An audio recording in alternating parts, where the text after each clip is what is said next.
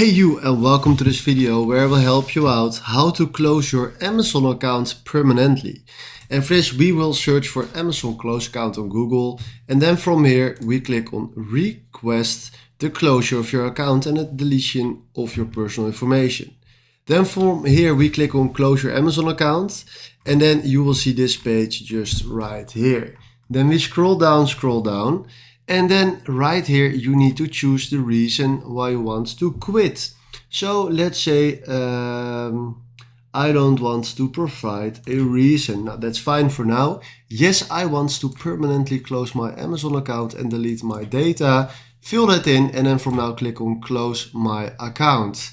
So right now they sent an email to our email address, and they're telling us protecting your privacy and the security of your data is a top priority for Amazon.